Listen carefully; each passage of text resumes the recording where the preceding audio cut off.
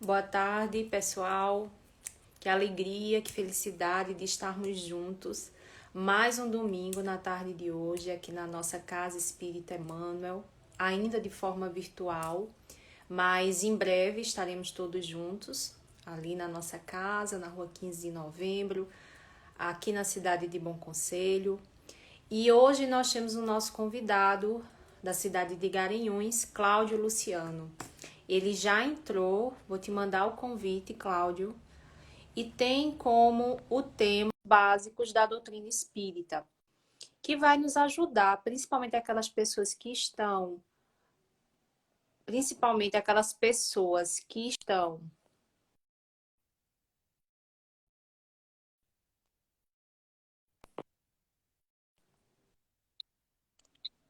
Tá me escutando?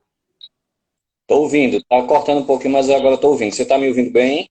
Agora sim. Boa tarde, Geraldo. Boa tarde, pessoal. E hoje o tema, né, principalmente para aquelas pessoas que estão iniciando na doutrina espírita, tem como a base, os princípios iniciais dessa doutrina consoladora. E, Cláudio, você prefere fazer a prece final, a prece inicial? Pode ser a final. Você quem decide. Geraldo está dizendo que está um pouco ruim a imagem, Cláudio, sua. Aí é internet, não tem o que Internet. fazer. É, não tem o que fazer, né? Infelizmente, a gente tem que ver como vai ser, porque aqui é a conexão daqui de casa mesmo. Certinho. Boa tarde, É, Valmira. Então, podemos iniciar, Cláudio? por mim, tudo bem. Pronto.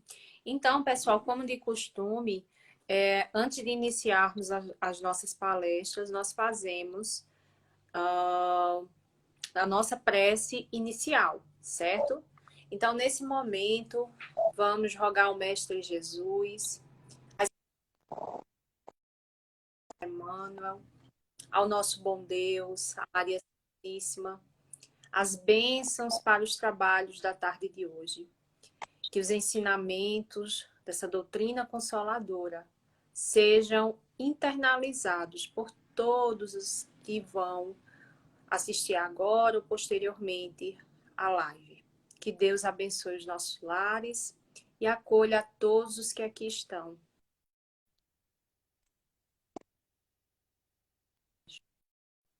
E que Deus te inspire, Cláudia, é com você a palavra. Tá cortando um pouco para mim, mas você tá me ouvindo bem agora? Agora sim. Tá Então, conseguindo ouvir, né? a Porque palavra. realmente tá picotando um pouco. É a questão de internet mesmo, Isso é enfim. conexão. Mas Foge às nossas, como é que se diz, a nossa responsabilidade, né? Infelizmente. E é como eu digo, já está bem melhor do que antigamente, né? E não tinha nem essa possibilidade. Me dê só um minuto que eu vou colocar aqui. Quando Valmíria, na verdade, né, a gente tinha conversado com Valmíria sobre o tema, que até nós já fizemos, eu acho que foi o ano retrasado, até pela internet também, já era pelo Instagram, nós fizemos esse tema, que eu até mandei para você um pequeno resumo, né?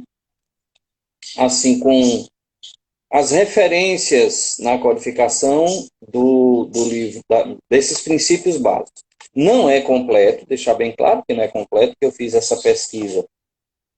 Alguns livros eu não coloquei, por exemplo, eu não coloquei Revista Espírita, eu não coloquei o que é o Espiritismo, mas fica aí a dica de quem quiser fazer uma pesquisa mais aprofundada.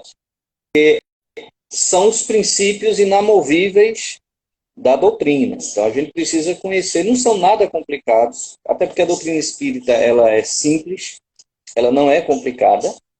Algumas pessoas complicam a doutrina, né? Gostam de complicar a doutrina. Eu lembro que na época que eu participava dos eventos da Juventude Espírita, eu e Valmíria, eu conheci Valmíria no Encontro de Juventudes Espíritas em Recife.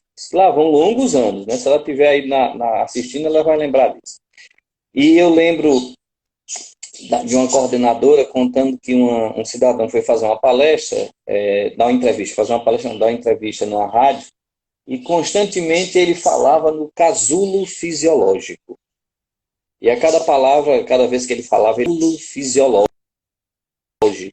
Até que o radialista disse, não, prezado, o que é casulo fisiológico? Ele disse, não, meu irmão, é o corpo físico.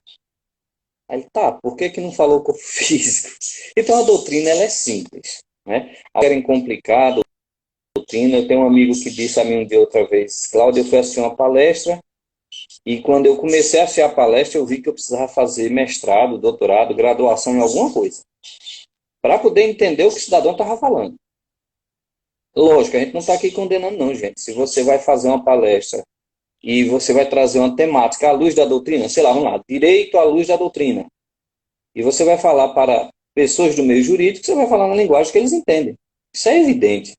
Mas quando a gente vai falar para o povo, para as pessoas, no centro espírita, numa palestra online, a gente tem que trazer o espiritismo da forma que ele é. Simples. É isso que eu ensino Allan Kardec. Os básicos da doutrina são simples. Né? A gente faz esse pequeno resumo que está na introdução lá do livro Espíritos, no item 6. São 17 itens a introdução e poucas pessoas leem, porque na verdade é um tratado de filosofia. E se você for no item 6, Kardec faz uma relação lá de vários princípios, vários pontos, e a gente resume aqui. Porque eu estou dizendo isso porque alguém pode ir lá no item 6 e dizer, não, mas aqui tem vários itens, estão resumidos aqui dentro. Que são esse resumo, repetindo, existência de Deus, a existência, sobrevivência e individualidade da alma após a morte, tornem aqui minha fila, viu? A pluralidade das existências, a pluralidade dos mundos habitados, a comunicabilidade dos espíritos e a justiça divina. São princípios que a doutrina espírita apresenta à humanidade, especificamente quando a gente estuda lá o livro dos Espíritos, quando a gente começa a estudar o livro dos Espíritos, que de forma grandiosa ele já começa com a primeira pergunta, que é Deus, né? Que eu coloquei até aqui, o livro dos Espíritos, questão 1 a 3, e na Gênese tem um desdobramento no capítulo 2, especifiquei um pouco o item, né? Itens 1 a 7. Se estudar o capítulo inteiro, que nós vamos ter a visão de Deus, a providência divina, tudo isso englobado no capítulo 2 da Gênese. Então nós temos a existência de Deus. Lá naquela introdução do livro dos Espíritos, há um questionamento feito, uma colocação feita por Allan Kardec. O questionamento, na verdade, está no livrinho O que é o Espiritismo. Eu não lembro agora, deu branco. Qual das 3 entrevistas, onde eu acho que é um jornalista, que ele pergunta por que o termo espírita e espiritismo, já que existe espiritualismo e espiritualista, né? E aí Kardec explica por que espiritualista e espiritualismo é genérico. Toda pessoa que acredita em Deus, toda pessoa que acredita que a gente vou usar uma expressão incorreta, né, para a gente ficar bem claro, que tem uma alma, porque na verdade nós não temos uma alma, nós somos uma alma que tem um corpo. Toda pessoa que acredita na sobrevivência dessa alma após a morte, sem entrar no mérito do destino dessa alma, ela é espiritualista. Se você chama Deus de Alá, de Deus, Jeová, Elohim, sublime arquiteto do universo, energia, não importa o nome que você dá. Aquilo que você crê acima de você, como esse construtor do universo, a onipotência divina. Então você é espiritualista. E ia ficar estranho trazer uma doutrina que dissesse, não, nós somos espiritualistas. Sim, mas que tipo de espiritualismo? E aí ele coloca aqui como generalidade, a doutrina espírita é espiritualista. E tem porque no espiritualismo tem a demonstração teórica desses pontos, né, de Deus, da alma, sobrevivência, etc.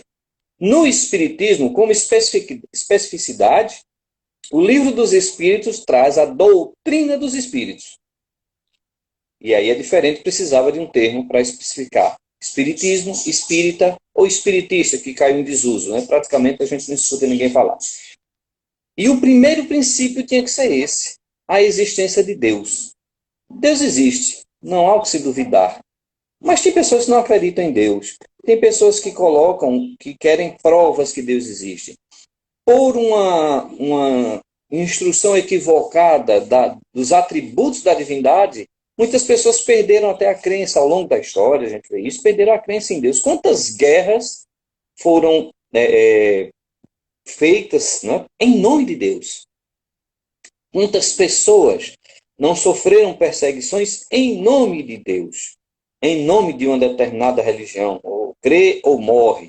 Isso, nós que somos espíritas, nós sabemos perfeitamente do impacto que isso causa no subconsciente de uma pessoa.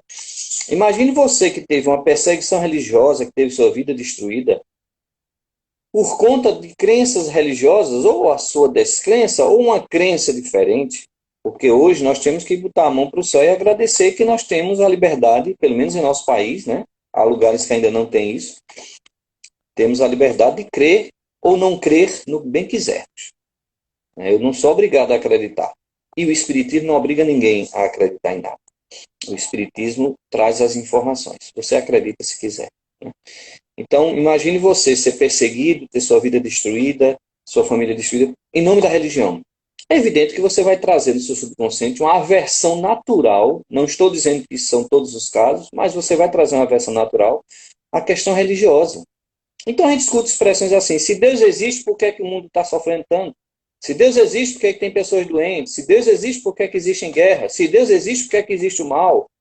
Kardec questiona lá no bem e o mal, no livro A Gênese, origem do bem e do mal. Deus é a causa da origem do mal. Aí muitos dizem assim, raciocínio de Kardec, se Deus criou o homem e o homem é mau, então Deus é o culpado por ter o mal no mundo. Mas quando a doutrina espírita nos traz, e nós vamos ver, né, quando ele fala da existência, sobrevivência dos espíritos, que nós somos criados simples e ignorantes, que nós temos a liberdade, o livre-arbítrio de escolher o caminho que bem quisermos, nós vamos compreender que Deus não criou o mal. Nos deu a liberdade, a opção de escolher. Se eu escolho o mal, a culpa não é dele. Eu, como pai, eu procuro dar às minhas filhas as melhores orientações. Todos os pais fazem isso. Em regra, nós temos que dar aos nossos filhos a melhor educação do ponto de vista moral, educacional, enfim, todos os aspectos. Ensinar o que é certo. Se ele faz errado, a culpa é minha? Não, só vai ser minha se eu desse um mau exemplo. Aí o que não vem de Deus, né? Aí quando Kardec começa a debater esse assunto e diz assim, o grande problema é que nós abstraímos dos atributos da divindade. Né? Quando nós colocamos de lado os atributos da divindade, aí nós fazemos de Deus o Deus colérico, o Deus vingativo, o Deus dos exércitos, o Deus que uma hora perde a paciência com a humanidade e resolve destruir todo mundo. Ora, é um contrassenso, porque nós somos criaturas em processo de evolução. E não vai aqui nenhuma crítica à religião de ninguém. Repito, todo mundo é livre para acreditar no que quer. Nós espíritas preferimos seguir esse Deus que não quer a morte do pecador, mas que ele se converta, deixe o caminho do mal e lhe siga, conforme ensina o profeta Ezequiel. A própria Bíblia é um atestado disso, quando ensina que Deus é um Deus de benignidade, que vai afastar a sua ira, na expressão bíblica, porque quer que o seu filho volte à casa paterna.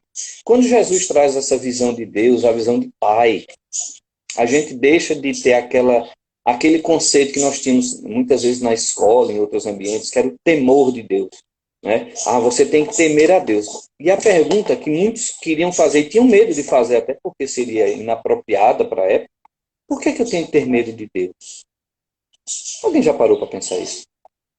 Aí uma vez eu perguntei à professora, eu coloquei lá na tarefa do colégio, e eu me atrevi a colocar assim, eu não tenho medo de Deus. Por que temor de Deus quando nós devemos ter o seu amor? Aí a professora respondeu assim, fez a correção e botou, temor é o amor. Eu disse, não, pelo amor de Deus. Pega o dicionário aí. Onde é que temor é sinônimo de amor? Não pode. Não pode nem confundir temor com respeito. Tem gente que tem medo, tem gente que respeita. Há uma diferença grande. Então, a existência de Deus é essa inteligência suprema, ou seja, está acima de tudo. Causa primeira ou primária de todas as coisas, a origem de tudo. E Kardec, lá na Gênese, ele coloca uma coisa assim, simples, ou como é simples o Espiritismo, talvez muita gente não goste porque é simples demais, né? Tem gente que gosta, vamos usar o livro dos médios, do maravilhoso, Tem pessoas que querem o maravilhoso, porque o maravilhoso atrai mais. E aí, quando o Espiritismo é simples, e Kardec coloca assim, lá na Gênese, a existência do relógio, né, a existência do relógio, atesta a existência do relojoeiro. Porque não cabe a ninguém vai dizer, olhando a hora no relógio, dizer assim, nossa, que relógio inteligente. Ele me dá as horas na hora certa. Mas se eu sair daqui para outro país com fuso horário, outro país não, né? No mesmo estado, no meu país, sair para outro estado com fuso horário diferente, meu relógio já vai estar errado. Eu vou ter que ajustar a hora. E Kardec coloca isso. O relógio não é inteligente. Inteligente é quem fez o relógio, o relojoeiro. Quem é o relógio? Nessa metáfora kardeciana. Somos nós, é o universo, a vida. Quem é o relojoeiro? Deus. Já paramos para pensar como o universo é perfeito? Ah, não, Cláudio, é o acaso. Eu concordo. Eu vou concordar que é o acaso. É porque acaso, eu não lembro quem disse. Se você até souber, pode dizer aí pra gente. Eu não lembro, realmente faz muitos anos que eu ouvi essa frase. Que acaso é o pseudônimo de Deus, quando ele não quer assinar o próprio nome. Porque o universo é perfeito, gente. Se a nossa gravidade fosse um pouco mais fraca, um pouco mais forte, não existiria vida. A gravidade, uma das forças do universo. Se o Sol, se a Terra estivesse um pouquinho mais próximo do Sol ou um pouquinho mais distante, não haveria vida. Quem colocou? Quem fez o cálculo? Quem foi o cidadão que pegou assim? Estou aqui uma régua na minha mão, eu vou medir aqui a distância Terra-Sol, e alguém dizer assim, senhor, não dá para botar um pouquinho mais para cá, não? Né? Para ficar mais quente lá em Bom Conselho, em Garanhuns, um pouquinho, além do que já está. Não, mas vamos puxar um pouquinho mais para trás, que está muito quente as cidades, né? Um calor muito grande. Vai esfriar um pouquinho mais. Não, aqui é a posição perfeita. Quem fez isso? Como diz os Espíritos, lá no Livro dos Espíritos, que onde se pode imaginar que o acaso é inteligente? Que ideia, que falta de bom senso é essa? Dizer que o acaso é inteligente. Né? Então, Deus está acima da nossa compreensão de tal forma que até o que nós sabemos dele, o que nós estudamos aqui, nós sabemos que o que o Livro dos Espíritos coloca ainda é determinado pelo nosso nível de consciência. Em pleno século XXI, nós temos pessoas que ainda têm em Deus um Deus negativo. Eu lembro de uma senhora que dizia assim, eu acredito em Deus e acredito em reencarnação. Isso é uma coisa boa. Eu tenho fé em Deus que fulano que me fez mal vai sofrer muito na próxima vida. Olha o conceito que ela tinha, né? E tem pessoas que dizem assim, eu não odeio, eu perdoei, não tenho raiva de Michele, de jeito nenhum. Mas Deus vai pegar a Michele, vai fazer com ela, vai castigá-la. Então, estou fazendo de Deus o quê? Michele, um pistoleiro, meu pistoleiro particular. E ainda nem preciso pagar, né? Porque ele vai fazer. Então, é o tipo de fé que nós temos. E tem aquele que fica revoltado. Ah, rapaz, fulana, Michele apronta tanto comigo e eu só vejo Michele ficando bem na vida. E Deus, onde está Deus? Onde está a justiça de Deus? Nós ainda somos muito pequeninos para compreender a grandiosidade assim, do que é ser Deus. Por isso a inteligência de Kardec, nessa questão 1, que perguntar não quem é Deus, não para entendê-lo como uma persona, como um ser humano, né? Aquela visão antropomórfica, Deus é em grande o que nós somos em pequenos. Mas o que é Deus? Repitamos a resposta. Inteligência suprema está acima de tudo. Causa primeira de todas as coisas. Todas as coisas que existem no universo, conhecido e desconhecido, porque nós não conhecemos ainda 100% do universo. Seja do ponto de vista espiritual, seja do ponto de vista material. E aí eu recomendo a leitura, né, do Livro dos Espíritos, da Gênese, principalmente no Livro dos Espíritos, na sua parte primeira, que fala das causas primeiras, da origem de tudo, para a gente compreender, mas estudar mesmo, sem preconceito, com a mente aberta. E sem ter medo de perguntar sobre Deus. Aí nós vemos esses 3 pontos na existência de Deus. O que é Deus? As provas de sua existência e os seus atributos. Eu nunca esqueço, quinta-feira eu falei na palestra lá no Joana de Ângeles, que nós fizemos a palestra sobre a efeméride do Livro dos Espíritos, né, e do Evangelho. Fizemos as duas juntas. E aí eu lembro que na evangelização infantil, quando eu trabalhava com as crianças, lá na faixa de 7, 8 anos, Um dia eu estava dando a aula que era justamente provas da existência de Deus, né? O plano de aula era aquele, ó, provas da existência de Deus.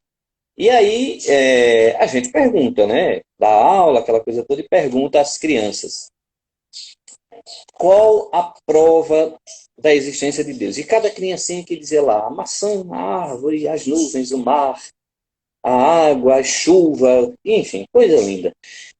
E eu nunca esqueço, eu sempre repito isso, de um garotinho que fez assim: tio, a cadeira. É lógico, né? A turma, cadeira, cadeira. Isso não, mas a cadeira, ela prova que o homem existe. A cadeira foi feita pelo homem. A cadeira não prova que Deus existe. Aí ele fez, tio, mas a cadeira é feita de quê? É feita de quê a cadeira? Isso, de madeira. A madeira vem de onde? Da árvore. E a árvore, quem fez? Alguém vai dizer assim, ah, Claudio, isso é um raciocínio meio, como é que se diria? Meio falso. Mas é o raciocínio que a criança teve. Que ela, por natureza, a criança não tem medo de expor seus pensamentos. Se a gente gosta ou não, é outra história. Né? Você está com aquela roupa e você pergunta à sua filha ou ao seu filho, tô linda, se não tiver, ele vai dizer, não tá linda, troca essa roupa que tá feia. O adulto vai dizer, ah, tá lindo, maravilhoso, né? Principalmente o marido. Mas a criança, ela disse, não, tio, a cadeira vem da madeira, foi feita pelo homem, mas vamos usar a madeira, que veio da árvore, que foi feita por Deus. Então, para mim, a cadeira prova. E não é que é verdade, até as coisas que o homem fez, ele colocou assim, que provam que Deus existe, porque veio de, de alguma coisa que foi criada por Deus. Eu não lembro quem é um filósofo que disse que se Deus não existisse, não lembro agora, seria preciso inventá-lo para o bem da humanidade. Veja que coisa importante. Deus é tão importante que se ele não existisse, a gente ia precisar inventá-lo para o nosso bem. E nós inventamos deuses de acordo com as nossas tendências, né? O nosso modo de ser. Isso é historicamente perfeitamente compreensível. Historicamente compreensível. Nós, no começo da nossa evolução, imaginamos que Deus era o quê? Tinha que ser pior do que nós, ou maior do que nós éramos em tudo. Ah, na violência também. Então Deus era cruel, né? Se nas batalhas nós tínhamos que matar os inimigos, então Deus vai matar os nossos inimigos também e vai nos matar se a gente perder a batalha. E por aí foi, até a gente começar a compreender, até a gente chegar um dia a ter uma compreensão de que Deus é profundamente amor. E é o amor de Deus que sustém o universo. Porque se por um segundo Deus parasse de amar a sua criação, a sua obra, o universo estagnaria imediatamente. Essa é a fórmula secreta que um dia, não sei quando, um dia, a ciência vai descobrir que está acima de todas aquelas equações, cálculos, né? Quando você vê aqueles físicos teóricos estudando aqueles cálculos complexos, tentando imaginar por que, que o universo age assim, por que, que tal galáxia se comporta assim, por que uma estrela fez aquilo, por que uma estrela fez assim. Toda essa fórmula, acima dela tem um componente. Né? Eu gostava muito de assistir aquela Meninas Superpoderosas, aí tem o elemento X. Né? O professor colocou o elemento X e elas ficaram poderosas. Qual é o elemento X de Deus? O amor. Mas é simplório, né? Esse negócio, o amor é o amor. É o amor que cobre a multidão de pecados, é o amor que mantém a vida, é o amor que responde pela solução de todos os problemas do mundo, do universo, dos planetas. Se nós realmente nos amássemos a Deus e nos amássemos e amássemos ao próximo como amamos a nós mesmos, o mundo teria resolvido seus problemas. Aí depois que a gente tem Kardec analisando essa questão da existência de Deus, vem outro fator importantíssimo no universo. Deus é o maior de todos. Existem dois outros, na verdade, três outros, né? Um, o espírito. Outro, a matéria. E o terceiro, o fluido cósmico universal. Esses dois a gente não vai falar agora, né? Porque não comportaria o tempo. E aí já entra na ciência espírita, é mais complicado, eu não tenho competência para isso. Nós temos o espírito, a existência, a sobrevivência e individualidade da alma após a morte. Então a gente tem aquele pessoal, até no livro dos médiuns, no capítulo do método, Kardec faz aquelas perguntinhas, né? Quando ele vai nos colocar no caminho para conversar sobre a existência de Deus, sobre a existência da alma, sobre a manifestação dos espíritos. É uma cadência. Existência de Deus, existência da alma, manifestação dos espíritos. E ele diz assim, ó, pergunte ao seu interlocutor, você crê em Deus? Crê que Deus existe? Crê que você tem uma alma? crê na sobrevivência dessa alma após a morte do corpo, então ele precisa ter essas três bases.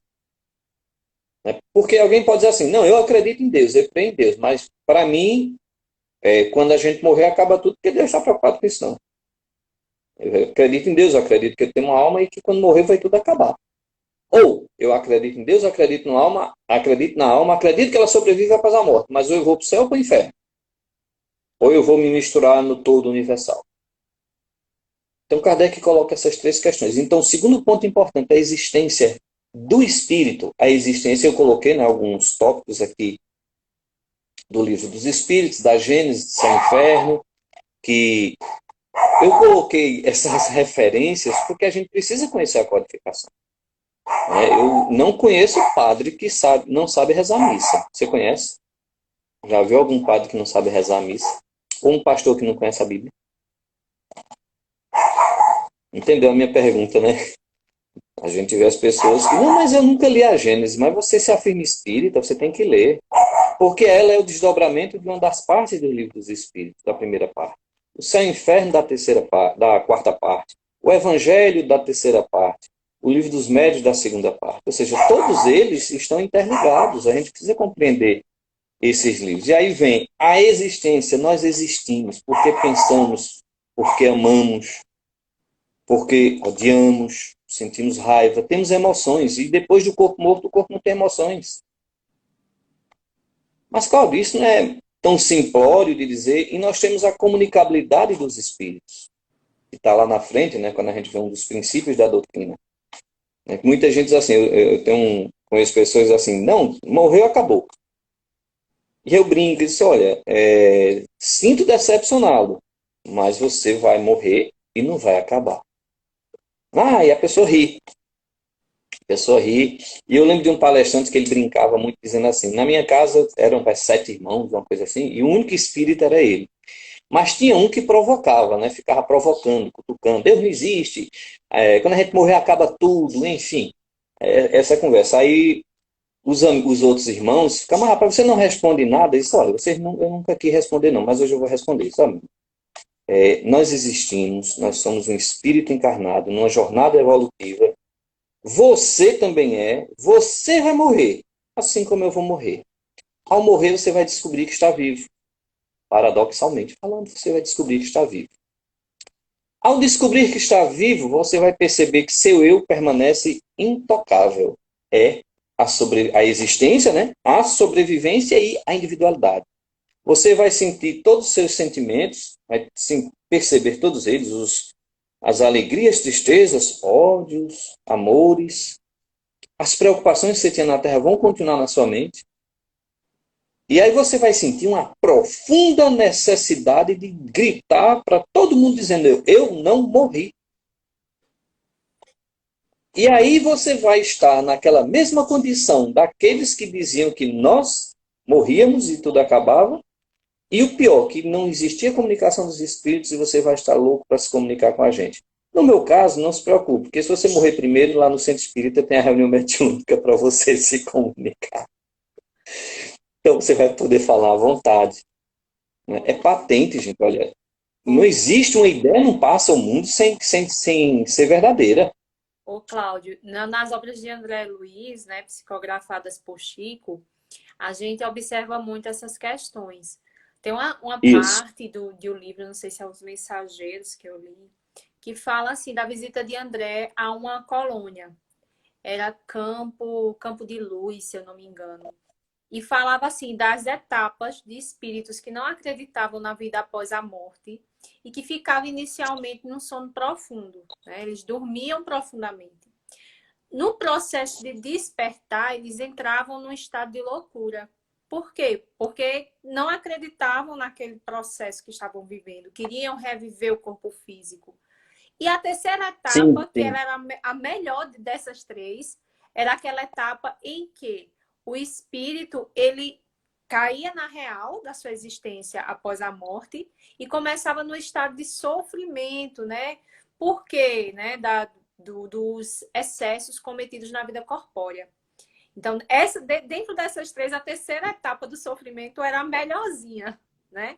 E aí ele depois ia ser encaminhado, por exemplo, para nosso lar, para, né, planejar um novo processo reencarnatório. Então, Você lembrou bem isso. Tem pessoas que elas sugestionam tanto para a mente sono eterno, o repouso eterno, que vão dormir até que Jesus volte, que elas realmente se condicionam a dormir. E eu lembro bem quando André Luiz relata que eles tinham pesadelos terríveis, né? Porque não é normal a inatividade. Emmanuel diz, acho que é Emmanuel que ele coloca que a água parada se torna podre. E realmente, se você deixar a água parada no canto, pode deixar até no balde. Vá deixando lá, daqui a pouco ela vai criar um lodo, vai criar alguns vermes ali, algumas coisas interessantes. Lembra que a gente que tem bicho em casa, cachorro e gato, tem que estar trocando constantemente a água, né? Mesmo que você deixe ela paradinha lá sem ninguém tocar, você vai olhar o balde está cheio de limo, porque a água não é pura. A gente não tem água pura. Então a água parada se torna lodo. Então a inatividade não é natural do espírito, né? Mesmo do preguiçoso. Porque até o preguiçoso ele faz alguma coisa para curtir a preguiça dele. Mas chega um momento que a lei do progresso, por ser uma lei natural, né, uma lei natural, não tem como fugir. Você pode retardá-lo, você pode tentar até, como é que é, fugiu a palavra agora, obstar o progresso, mas ele vai passar por cima de você, não tem jeito. Você vai ser levado, você não, é aquela onda, você não segura a onda. Uma marolinha você segura, mas quando vem aquela onda forte, vocês botam o peito assim, arfa o peito, eu vou ficar, a onda vem e lhe carrega, para frente ou para trás, não interessa. No caso do progresso, é sempre para frente. Vocês ficam estagnados ali há algum tempo, mas chega um momento que a lei de evolução lhe impulsiona à força. E minha liberdade, o livre-arbítrio não é absoluto, ele é condicionado. Isso quem afirma não sou eu, não. É um conceito elaborado muito bem por Ernesto Bozano no livro Enigmas da Psicometria. Nem liberdade absoluta, né? O nosso livre-arbítrio ele é condicionado. Nós temos um limite. Porque, por exemplo, se eu começo... você citou André Luiz, no livro Ação e Reação, eu não lembro agora o título do capítulo, tem um caso lá de um espírito, reencarnação compulsória.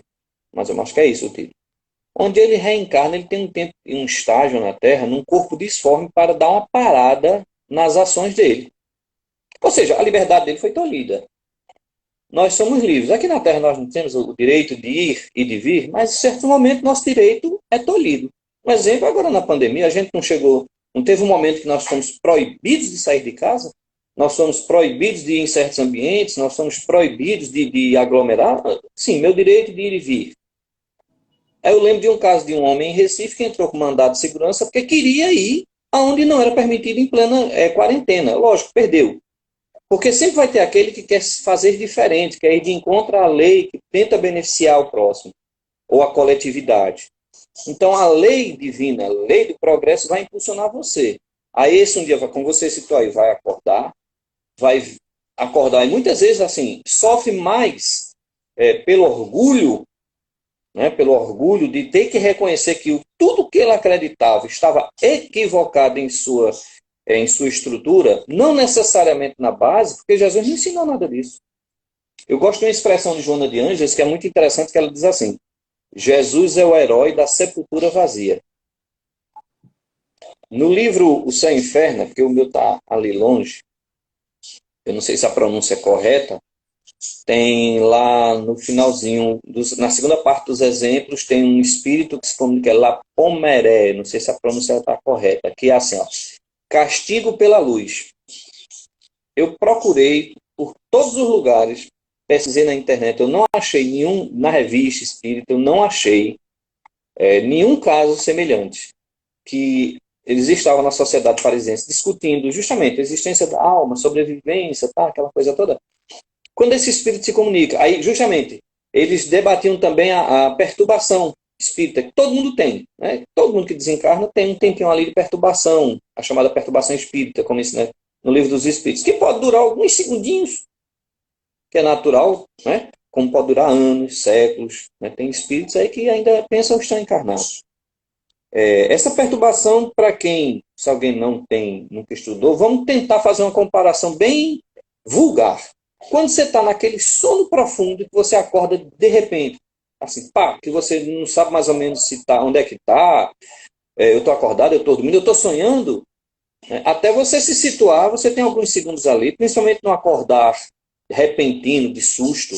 Sei lá, você está dormindo, teve um acidente, um barulho, um trovão, caiu alguma coisa, ou alguém fez aquela brincadeira de mau gosto de lhe acordar de forma abrupta, você acorda sem saber bem onde você está. É mais ou menos, muito vulgarmente, isso aí. Sendo que nós estamos falando de um fenômeno biológico que denominamos morte. E aí Lepomeré diz o seguinte, ele dá a comunicação dizendo, oh, vocês estão todos errados. Todos vocês estão errados, não existe isso. Eu estou plenamente consciente que eu morri, que meu corpo se acabou. E tem uma frase que ele diz assim, como é que ele diz? Detesto ou odeio esta luz que me atravessa. Aí Kardec faz uma análise dessa afirmativa de Lepomeré, quando ele diz, essa luz que me atravessa, porque ele está plenamente consciente. E isso revolta seu orgulho. Porque tem que admitir que estava errado. Né? Então, muitas vezes a pessoa, o processo de negação é esse. Eu prefiro fechar meus olhos a olhar o sol. É aquela coisa de você não querer admitir. Como é que a gente usa a expressão? É tapar o sol com a peneira. Né? É como você disse aí, a criatura fica dormindo no plano espiritual até um momento que vai acordar e vai acordar para a realidade. Se a realidade vai doer ou não, aí ninguém pode fazer nada, porque foi a escolha que nós fizemos. Gente, deixa eu dar uma carreirinha aqui, né? Porque depois que nós temos Deus como Criador infinito, Criador do Espírito, e aqui eu coloquei só as questões do Espírito enquanto individualidade, porque lá no Livro dos Espíritos ele ainda estuda o Espírito como princípio espiritual, que é outro foco. Né? Amplia maior o estudo, mas aí a gente ficou só nesse aqui. Acho que você vendo isso aí, você vê que isso aqui dá um seminário, né? De vários dias. E aí, o que é que acontece? Vem um outro princípio muito conhecido, que ele eu não lembro quem foi o palestrante que me disse, meu Deus, mas ele diz assim, ele é a chave, ele é a viga mestra dos princípios, que é a pluralidade das existências, a reencarnação. Porque se você tirar, pensa com a gente aqui, se você tira a reencarnação dos princípios, como fica a justiça divina? Que justiça divina é essa? Então você tem que ter a chave da reencarnação para explicar as supostas anomalias que existem na sociedade. Você tira a reencarnação. Kardec faz uma comparação que é maravilhosa. Ele diz assim, suponham que vocês tenham na frente de vocês várias pessoas, de 0 a 80 anos. Eu gosto de Kardec, a simplicidade de Kardec. Né? Como ele simplifica? Você pega a pessoa de 0 a 80 anos e diz assim, Michele, todo esse pessoal nasceu agora. Todo mundo nasceu agora. Você vai olhar, aqui é um recém-nascido, aquele já está com 8. Nasceu agora já vai morrer, coitado. Já está morrendo. Alguns têm 17, outros têm 20, 25, 40, 50. Mas por que eles nasceram com idades diferentes? Qual a causa desse aqui? Nasceu agora, recém-nascido, tem nem um ano de vida, alguns minutos. Mas todos têm alguns minutos de vida, só que têm idades diferentes. Michele, porque eles já nasceram assim. Deus os fez nascer assim. Parece uma paródia daquele filme Incrível Caso de Benjamin Button, né? Mas se você diz Kardec, não sou eu que estou dizendo isso não. Aí diz Kardec, se você diz assim, não, Michele, eu estou brincando. Eles não nasceram agora. Esse nasceu agora, aquele nasceu há 5 anos, aquele de 80 anos nasceu há 80 anos, Michele. Nenhum nasceu agora. Essas diferenças de idade decorrem da data de nascimento deles. Eles nasceram lá atrás. Esse nasceu agora, aquele nasceu há 5 anos, aquele 17, 10, até chegar ao de 80. Aí você compreendem, e aquela aparente anomalia de você ficar assim, mas como é que alguém nasceu agora e já tem 80 anos? Isso é uma comparação bem simples que Kardec faz, como é que se diz? Em relação à reencarnação. Porque são perguntas simples que ele vai colocando. Explica para mim por que é que pessoas nascem. Eu lembro que uma pessoa um dia disse assim, eu acho que eu tinha uns 17 para 18 anos, novato no espiritismo, Senão a criança nasce com deficiências por causa da deficiências físicas, por exemplo, porque ela tem deficiência alimentar, porque ela é pobre, porque ela é miserável, porque ela vive, enfim. Está errado? Não, não está errado. Eu lembro que eu, no colégio público, a professora me dizia na nossa sala, a gente dizia, professora, por que a gente não ensina a gente que ensina no colégio particular? Ela fez uma pergunta interessante. Qual foi o café da manhã de vocês? Aí todo mundo, café com leite. Café, pão e leite, pão com manteiga. Pois é, a alimentação de vocês é diferente, vocês têm uma deficiência de alimentação. Não é questão de intelectualidade.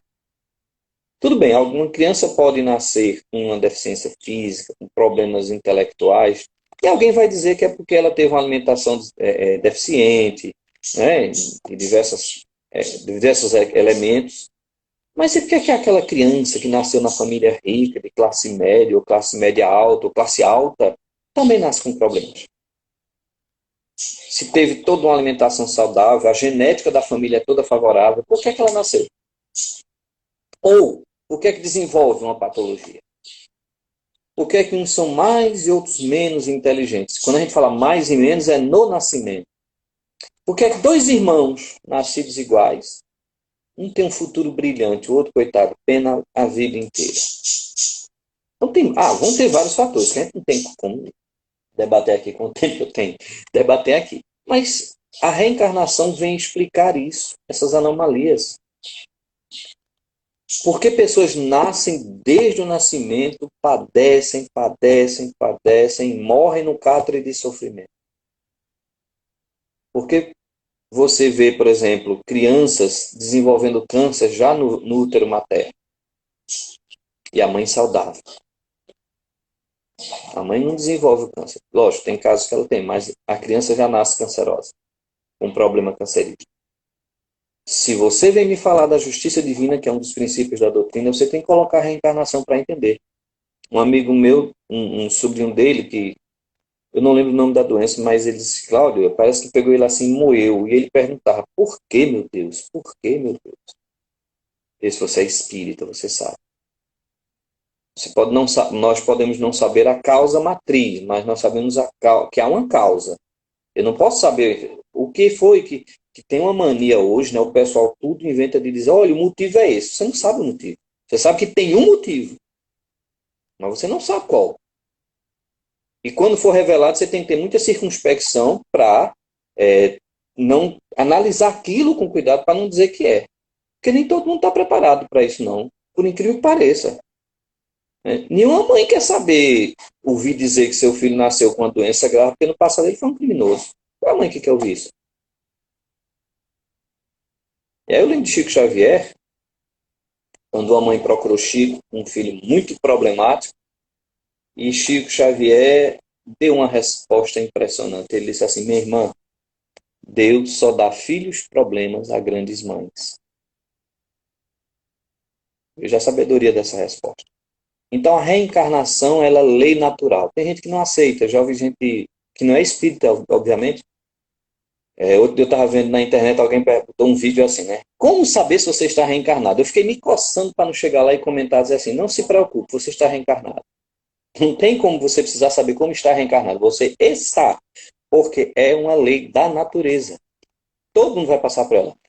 Quer goste, quer não goste. Quer aceite, quer não aceite. E também quando você chegar lá do outro lado, você vai descobrir isso. Vai descobrir que a vida continua, que temos a reencarnação, que só ela explica o que muitas coisas não são explicadas pela doutrina da unicidade da existência, que a unicidade se encaixa naquele exemplo de Kardec, de várias pessoas que nasceram e você dizer que todas nasceram naquele dia com idades diferentes. Aí, quando você vai para a pluralidade das existências, naturalmente você vai cair, vou dizer assim, no colo dos mundos habitados, na pluralidade das existências. Porque nós não conseguimos evoluir o suficiente só em nosso mundo. Né? Cláudio, o mundo está uma loucura. O negócio está sério. É guerra num canto, é uma pandemia global, problemas dos mais diversos. Eu lembro que eu assisti uma palestra eu vi um vídeo, tá? Expressei errado. Haroldo Dutra, um seminário, estava ele, Divaldo e várias pessoas. E aí alguém pergunta assim, ô Haroldo, o Brasil não é o coração do mundo e a pátria do Evangelho? É, porque a coisa está tão complicada aqui no nosso país. Por que tantos... Aí falando em relação ao Brasil, né? Por que tanto sofrimento, tantos problemas, tanto isso? Aí ele disse, não, gente, tá certo, não tem nada errado. O Evangelho veio para quem? O que é que Jesus disse? Eu vim para aqueles que são doentes, porque os sãos não precisam de médico. Não é o que Jesus disse, Michel? Eu vim para os doentes. Então, se Michelle é médica, no hospital só tem o quê, Michelle? Doente. Não, mas tem o médico, tem o enfermeiro, tem o técnico, tem o marqueiro, o anestesista, o radiologista. Tem os profissionais que estão ali dentro, tem até o faxineiro que varre, limpa o chão, a camareira que lava os lençóis. Tem toda uma equipe e quando você chega lá no hospital, tá aquele lençol limpinho, né? O chão cheiroso, higienizado, tudo arrumadinho para você. Pode ser a pior doença que você tenha. Você pode até desencarnar ali de uma doença, pode ir para a UTI, mas tem uma equipe. Só que o ambiente do hospital não é um ambiente de paz, não, gente. É um ambiente de dor, de sofrimento, de angústia. Imagina o ambiente de um hospício. Que lá também tem uma equipe que trabalha. Tem gente lá dentro do hospício que está trabalhando com um louco, com um doente mental. Então, o nosso país, por ser coração do mundo, coração tá aberto para todo coração. Acho que o Brasil é o coração de mãe do mundo. Diz que coração de mãe sempre cabe mais um, mais dois, mais três, né? É pátria do Evangelho, porque por isso que nós temos tanto problema aqui, porque os problemas vieram para cá para que sejam solucionados, as pessoas com problemas vieram para cá para que sejam amparadas por Jesus e pelo exemplo da doutrina de Jesus. E eu fiquei pensando assim, nossa, nunca tinha pensado nisso. Ô, Cláudio, naquele livro também, né? O Brasil, Coração do Mundo, Pátria do Evangelho, tem uma conversa, né, de Ismael com Jesus. Que ele tá ali Muito bonito. desesperado, angustiado, diz Jesus, aqui no Brasil o negócio tá difícil, né? É exploração dos índios, escravidão, Isso, a bem lembrado, fábrica bem lembrado. tá grande. E Jesus acalma ele, serena o espírito dele e diz o seguinte: agora você vai lá nas zonas umbralinas e tragam todos esses espíritos para reencarnar no Brasil, para serem beneficiados do Evangelho, da mensagem do Cristo. E Ismael junta a sua equipe e vai lá no umbral, né, resgatar aqueles espíritos que foram das cruzadas, para terem a oportunidade de se melhorarem. Porque o evangelho, como você bem disse, não é para os sãos, é para os doentes, né? É para todos nós. Então E assim, é nós bem não bonita temos. essa conversa de Ismael com Jesus nesse livro. Isso, é muito bonita, né? E eu Muito. lembro que quando ele fala de um primeiro deserdado de Portugal, que desesperado tenta voltar para Portugal a nada, e aí as ondas o trazem de volta, e ele chora no solo brasileiro. E eu lembro que ele diz assim: Ismael realizou o seu primeiro milagre nas terras do Cruzeiro. Uma coisa linda. É que nós não temos uma visão global. Gente, vamos parar para pensar assim.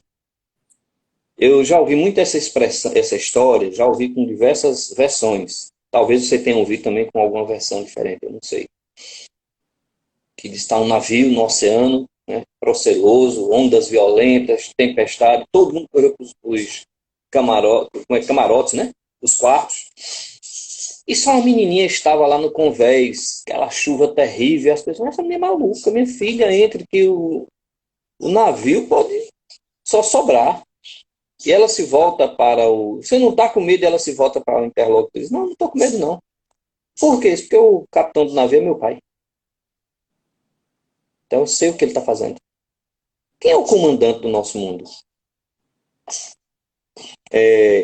Imagine que... Eu gosto muito de fazer isso na reunião dos obsessivos.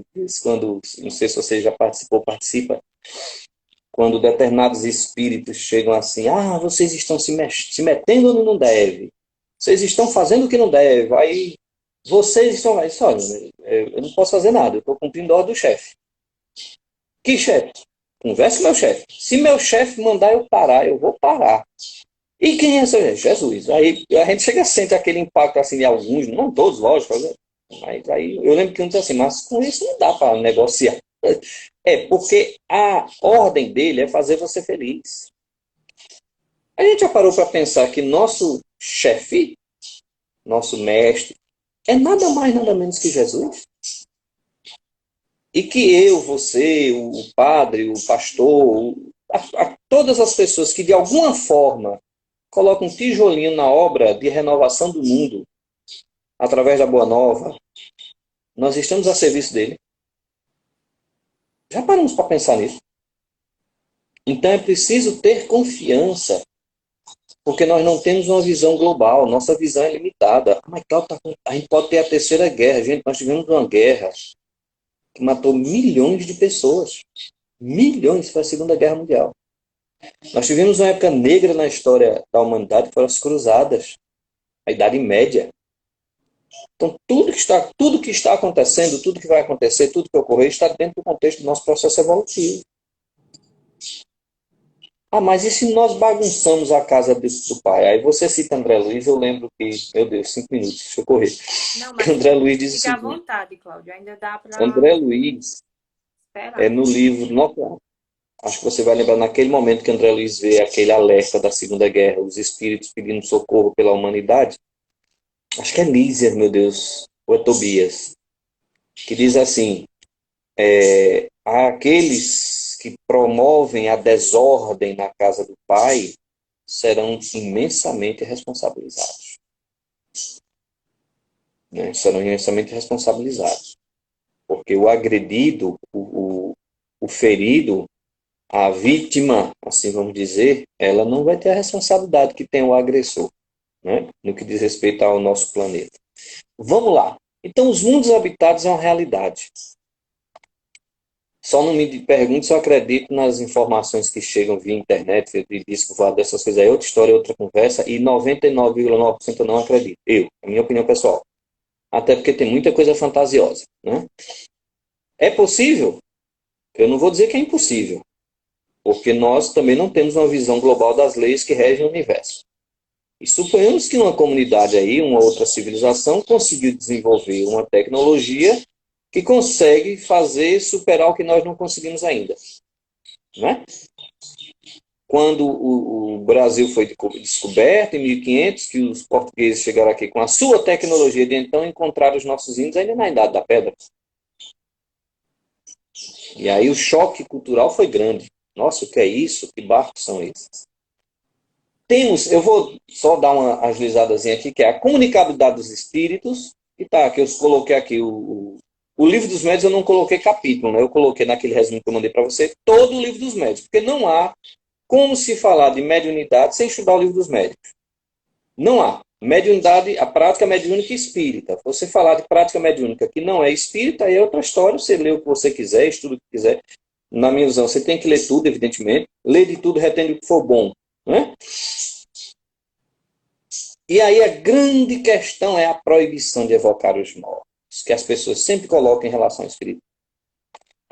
E aí a gente vai citar lá no Céu e Inferno o capítulo da proibição de evocar os mortos. Se os mortos vêm, é porque eles podem. E é preciso contextualizar porque Moisés proibiu. E mesmo com a proibição, os mortos continuavam voltando e continuam voltando. E aí, quem é que pode mais? Então, os espíritos se comunicam, tal evangelho com exemplos de comunicação dos espíritos, tem o Antigo Testamento com exemplos de comunicação dos espíritos. Todos os povos têm exemplos de comunicação. Não, eu acredito que é o demônio. Continue acreditando que é o demônio. É um direito seu. Mas, como diz Allan Kardec, uma teoria precisa responder a todos os pontos. Então, se a pessoa acredita, como muitos, que só é o Satanás, e aí Kardec pergunta assim, mas por que só o Satanás se comunica? Que Deus é esse? Que poder tem esse Satanás, esse demônio, que só ele pode se comunicar? Por que Deus não permite que os anjos se comuniquem? Mas você pega no Novo Testamento espíritos encarnados vindo se comunicar, conversar com o apóstolo Paulo, por exemplo. Você vê no Novo Testamento Jesus conversando com Moisés e Elias no Monte Tabor. Vamos deixar só Moisés, né? Porque muitas pessoas me dizem assim, mas Elias foi levado num carro de fogo aos céus. Eu vou respeitar esse ponto, porque eu não posso colocar em choque um pensamento com outro pensamento que o cara diverge totalmente nas ideias que eu tenho. Então não adianta. Se ele diz que 2 mais 2 são 5, não adianta eu querer provar o contrário. Tá? Mas aí eu já perguntei, não, e Moisés? Estava morto quando se comunicou com Jesus e apareceu diante dos apóstolos. Apareceu ou não apareceu? É verdade ou mentira? E se ele estava morto, por que ele apareceu? Não estava proibido? Por que o profeta Samuel veio falar com o rei Saul após ser evocado pela pitonisa de Endor? Era proibido, mas ele fez. Se fez é porque pode. Se pode, eu posso até proibir, né? Mas se eles quiserem vir, o que é que eu posso fazer? Vamos fazer de conta assim. De vez em quando eu escuto o pessoal falando, não, mas não pode evocar. Onde é que Kardec disse isso? Ele tem um capítulo inteiro ensinando como evocar no Livro dos Médiuns. E entre qualquer espírito e Kardec, eu vou ficar com Kardec. Isso aí eu nem discuto. Não me venham com outro argumento. Não, porque no tempo de Kardec, então se é no tempo de Kardec servir, toda a codificação é do tempo de Kardec, eu vou jogar fora? Eu escuto isso, eu já escutei palestrante de renome dizer, é porque era no tempo de Kardec. E por que ele não coloca lá no Livro dos Médiuns, sob a orientação dos espíritos? Olha, isso aqui é só enquanto você está organizando a codificação, depois não pode mais. Tem que ser comunicação espontânea, somente espontânea. Vamos esquecer um pouco a evocação. E o que é que eu faço com as comunicações espontâneas? Que os espíritos vêm e se comunicam. Aí vem a palavra mágica. É o demônio. É sempre o demônio, que é mais fácil explicar com o demônio. Por fim, a justiça divina. Se nós acreditamos que Deus é eterno, imutável, imaterial, único, todo-poderoso, não é meio todo-poderoso, não é 99% poderoso, é todo-poderoso, soberanamente justo e bom, infinito em suas perfeições, onisciente, onipresente, onímodo, e o que você mais quiser colocar, né? Porque Kardec deixou bem claro, os espíritos disseram assim, você tem dando alguns atributos, porque todos você não conhece. Se ele é tudo isso, ele tem que ser justo. E Kardec coloca, quando fala da justiça divina, não há, dentro desses conceitos, desses atributos de Deus, eu não posso ter a mínima parcela, por menor que seja, de malignidade. Não pode. Porque aí ele deixa de ser Deus. Eu sei que é difícil compreender um pouco isso, até de aceitar. Eu já vi espírita falando da ira de Deus.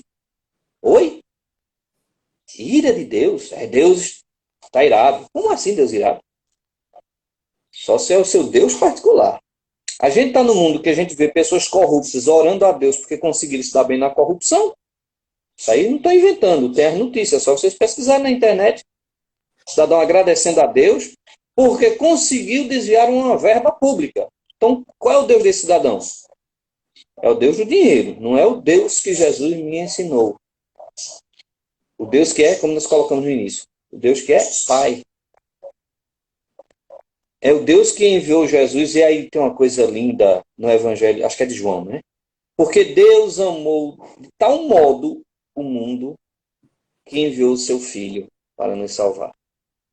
É um contrassenso esse Deus que amou de tal forma, porque se ele não amasse, ele dizia, Jesus, não precisei não, deixa essa turma. Vamos fazer o seguinte, vamos acabar com o mundo de novo, começar do zero, né? Resetar o mundo, rebutar o mundo, né? Vamos reprogramar tudo. Mas não, diz o Evangelho, ele amou de tal forma o mundo que mandou o seu Filho único, na expressão evangélica, dizendo assim, olha, não existe maior amor que eu tenho por vocês. Que eu vou permitir que meu Cristo vá até vocês e dê na mão de vocês assim, o caminho da verdadeira felicidade. E Joana de Ângeles, ela coloca uma formulazinha, né? Eita, Cláudio, o Espiritismo não tem fórmula não. Tem não, eu sei, mas a formulazinha que Joana diz é o amor ao próximo, o respeito ao seu semelhante. Compreender o pensar do outro. Eu não preciso pensar igual ao outro, De jeito nenhum, porque aí eu vou ser hipócrita, né? Eu tenho que ter o meu pensar. Só que aí eu vou voltar para o Evangelho segundo o Espiritismo, naquele capítulo que ele fala assim, direitos e deveres. O Evangelho fala sobre isso. É só a gente ler lá. Quando o meu direito começa, quando eu interfiro no direito do meu próximo. E é isso que está faltando, né? Ontem eu desci no ônibus, o cidadão entrou no ônibus com um rádio ligado e ouvindo a música que ele gosta. Beleza, mas todo mundo era obrigado a ouvir. Aí já pensou, se todo mundo pegasse seu celularzinho e fosse botar a sua música predileta, um fosse ouvir funk, eu fosse ouvir meu rock and roll, né?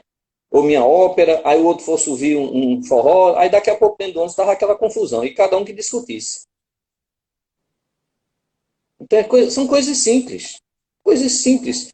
Como disse nosso querido Chico Xavier, Jesus não pediu que a gente escalasse o Everest. Apenas que nós nos amássemos uns aos outros. Essa é a forma. Gente, obrigado pela paciência de vocês.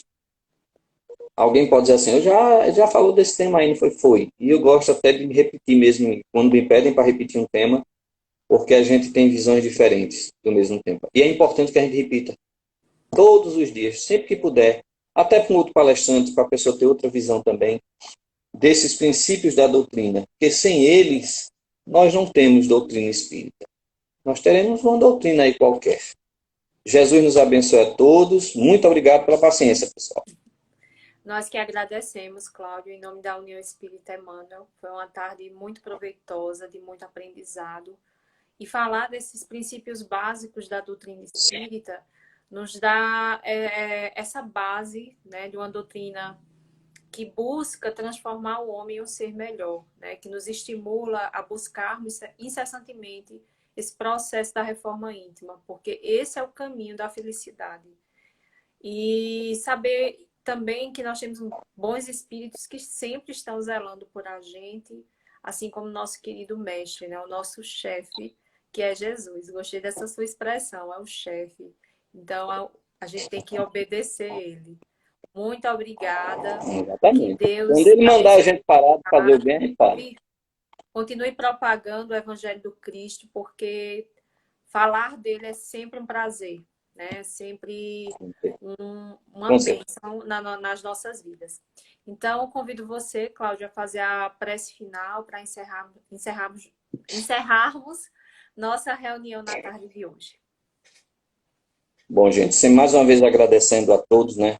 Primeiro pelo convite e segundo pela oportunidade, porque a gente que é o esposo todo dia é quem mais ganha em termos de conhecimento, né? Que é o estudo, a pesquisa, né? Que a gente tem que pesquisar mesmo. Então vamos agradecer a Jesus a oportunidade que nós temos todos os dias de renovarmos as esperanças.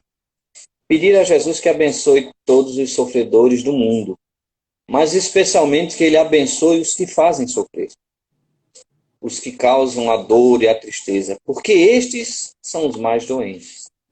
Porque aqueles que são vítimas, elas têm em suas mãos a grande e única oportunidade do perdão, do esquecimento do mal. E já em si, com esse comportamento, já traz em si a própria cura de suas deficiências morais. Mas aquele que causa a dor, que promove a guerra, a destruição, a morte, o abandono, esse é o mais doente de todos. Sei que nem todo mundo pensa assim. Sei que muitos dizem o contrário. Mas isso os próprios espíritos amigos já nos colocam. Quem ainda traz a capacidade de ferir, no fundo, é um doente da alma.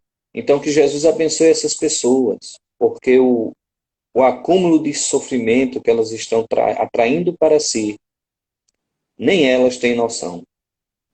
Triste daquele que se coloca contra as leis de Deus. Feliz daquele que, mesmo que não compreenda certos aspectos das leis divinas, procure servi-las de alguma forma.